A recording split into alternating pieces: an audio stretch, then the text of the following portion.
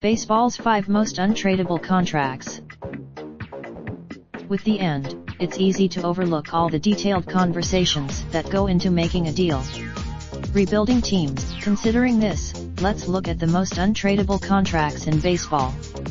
Side note: you want remaining contract after 2019 4 years $81 million, original contract 6 years $126 million. A deadline darling. Just 2 years ago, when the Dodgers acquired him from the Rangers, Darvish missed most of the 2018 campaign with a slew of arm injuries and has been nowhere near the pitcher he was in his first 6 seasons. He's made 20 remaining contract after 2019 8 years $234 million, original contract 13 years $325 million. Stanton is paid third most of anyone in baseball and still has 8 years left on his deal, 9 if the Yankees pick up his $25 million option in 2028 unless he opts out of his deal after next season, which won't happen. There's still a ton of remaining contract after 2019 4 years $96 million, original contract 10 years $240 million.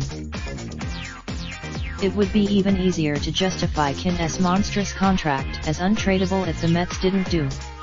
They're paying Kin remaining contract after 2019 4 years $124 million, original contract 8 years $248 million. Cabrera is the most expensive player on this list, but he also is more valuable than the final player on this list. The former superstar now has 2,769 hits in his major league career, tying him with Johnny Damon for 54th on the MLB all-time hits list.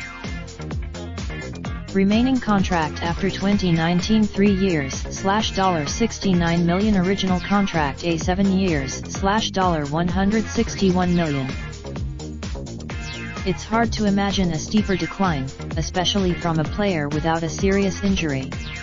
The 33-year related slideshow, the 2019 MLB season, provided by M&A. Raindrop, drop top, smoking, no cooking the hot pot. Fucking on your bitch, yeah, that. Looking up, open the park pot.